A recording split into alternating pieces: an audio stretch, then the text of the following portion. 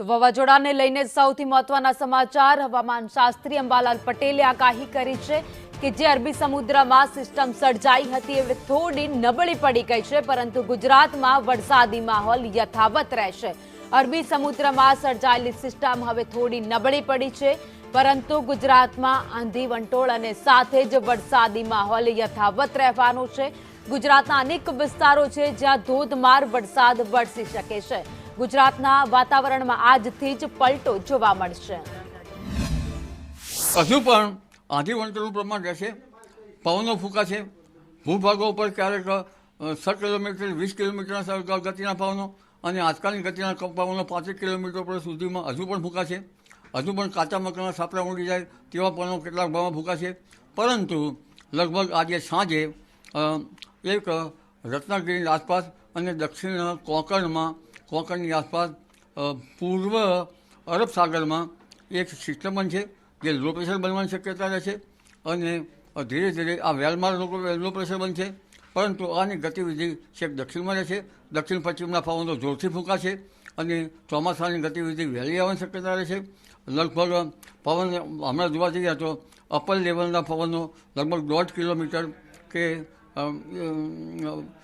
લગભગ 1 કિલોમીટર કે ત્યારે ઓછાથી કે 1.5 કિલોમીટર સુધીના અપર લેવલના પવનો અપર લેવલની સિસ્ટમ બનશે, અપર વિન્ડ। અને આ બાબતમાં જોવા જઈએ તો સાંજે આજે લો પ્રેશર બની અને તારીખ 28મીથી જૂનની શરૂઆત સુધીમાં આ સિસ્ટમ ઇન્ટેન્સિફાઈ થશે અને કદાચ વેલમાર્ક લો પ્રેશર બને, વાવાઝોડું બને કે ન બને, પણ અરબ સાગરમાં આ સિસ્ટમ ઇન્ટેન્સિફાઈ થશે અને લગભગ 28 તારીખે જૂનની શરૂઆત સુધીમાં ગુજરાતના ઘણા ભાગોમાં ગાજવીજ સાથે વરસાદ થવાની શક્યતા રહેશે।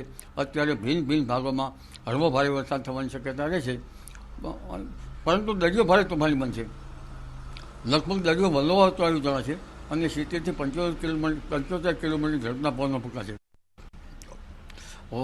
જે ચક્રવાત નહીં બનવાનું કારણ એન્ટી પરિબળો અને હવે ચોમાસાનું ઇક્વેટોરિયલ પવનો ફૂંકાશે દક્ષિણ પશ્ચિમના, એટલે કદાચ દક્ષિણ પશ્ચિમના પવનો ફૂંકાતા હોય કદાચ કયા જાણે અજાણે બળો છે તે સમજાતું નથી, પરંતુ આ ચોમાસાની ગતિવિધિના કારણે આ સાયક્લોન ન બની શક્યું હોય। દરિયાનું ટેમ્પરેચર ઊંચું હોવા છતાં આજે સાંજે ડિપ્રેશન બનશે, ડીપ ડિપ્રેશન બનવાની શક્યતા રહેશે।